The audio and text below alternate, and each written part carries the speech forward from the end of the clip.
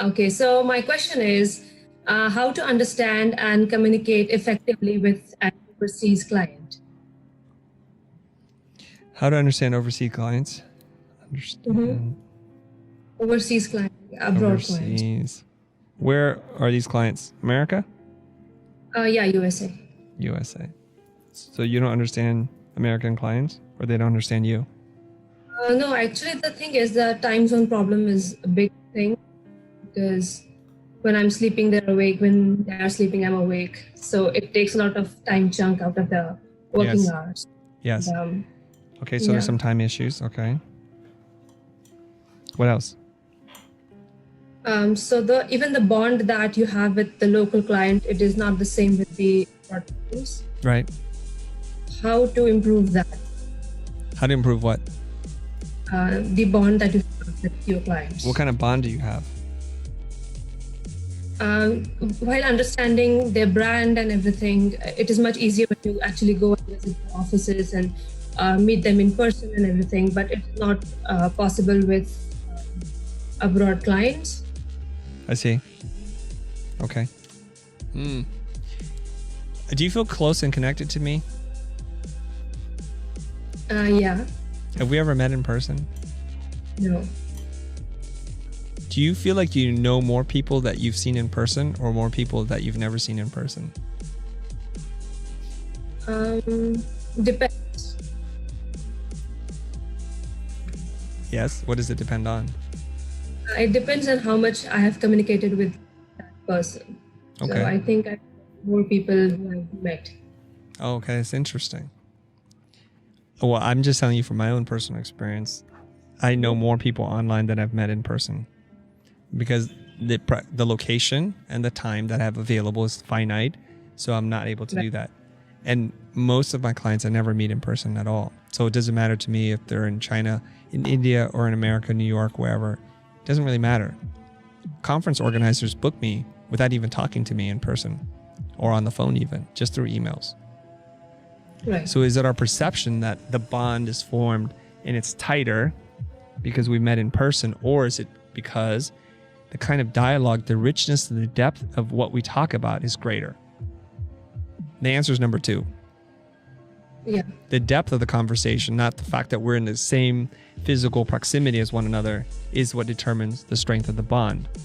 Now, if you feel like, and this has happened to me before, if you needed something, let's just say you're like, gosh, Chris, just been having some troubles. My Wacom tablet freaked out the other day and I think the power supply is bad. I'm like, oh no, that's terrible. And then tomorrow morning, knock on your door. You open the door and there's a new power supply for the exact Wacom tablet that you're using.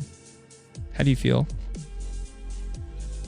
I feel good. You feel great. You only feel good? I'm not working that hard for you then. I'm telling you that right now. You should feel great. You should feel elated. You should feel overwhelmed with emotions like, gosh, I thought Chris was a jerk on that call and yet he still sent me this? Oh my gosh.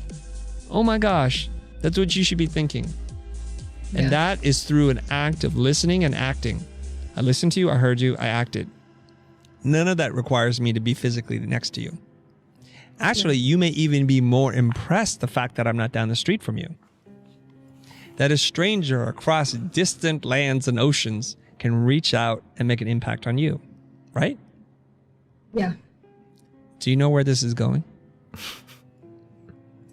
So it's the value of the communication, right? Yes. Well, let's think about this. You have made what I believe to be an assumption about relationships purely based on physical proximity.